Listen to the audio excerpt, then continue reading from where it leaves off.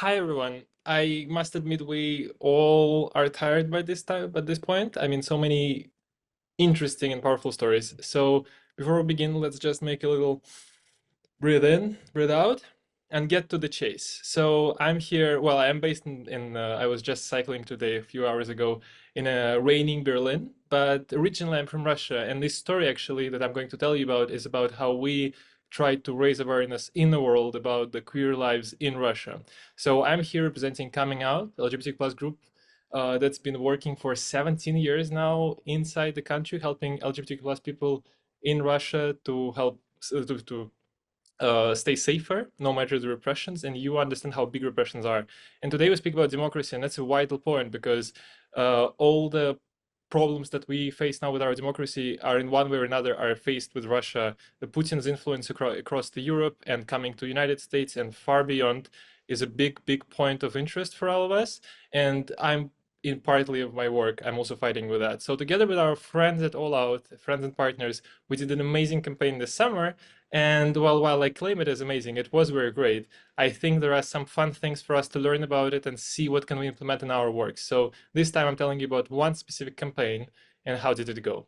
So first things first, whenever I go to United Nations, American Congress, Bundestag, or anything else, I will keep saying that opponents of democracy are scared of solidarity, and our work is to make sure that solidarity is there, right? So what did we come up with? Our teams, we came together and realized, well, the thing is, we know a lot about what is happening with LGBT plus people in Russia, but the world doesn't. So we have to begin with making sure that the people in the world would hear something, would understand and relate to that. So our solution was a storytelling campaign. We found 10 stories of 10 real people from across the whole region and made sure that shared stories of love and passion and acceptance, but also of risk and resilience, right? Each of the stories we accompanied by one artwork which was inspired directly by the story. We found 10 artists from the region and asked them to make a story or make a piece exactly for the story that they were reading about, right?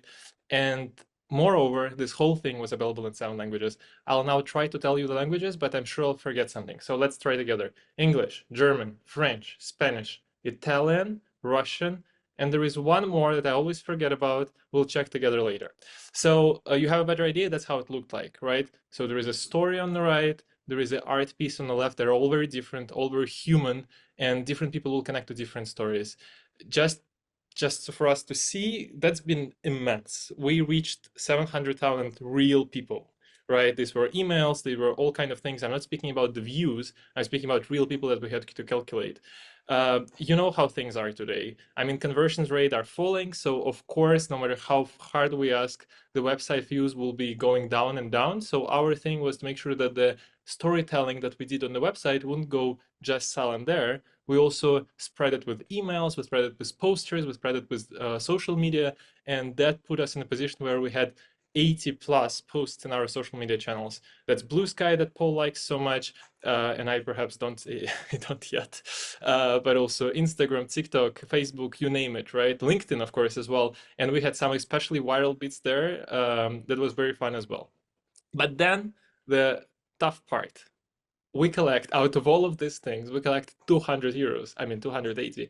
I hope you get it right, but that's something for us to learn from that. And then besides the donations, people had also an option of signing under a solidarity pledge. So they would say, hey, I am with you people, I support you, here's my signature under the message of support. So this is tough. I mean, out of almost a million people, and the number is far beyond 700,000, out of almost a million people, 200 euros. So what did go wrong, and if anything went wrong at all?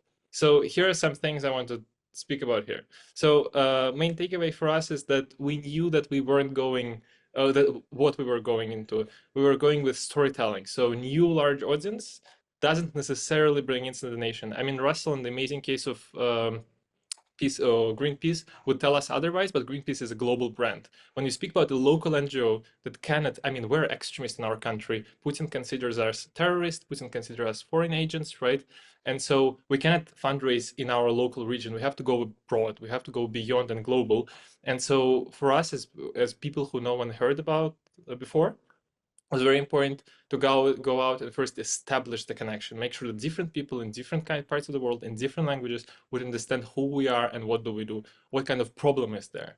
So besides that, I mean, even no matter how many euros you collect, even if it's just 300, global solidarity is worth building beyond borders and causes. I mean, Trump, Fico, you name the names, Putin, whoever else, they want us to stay in our small groups. And I want to change that. I want to make sure that all of us, we keep that different. We are together right now in this room, right?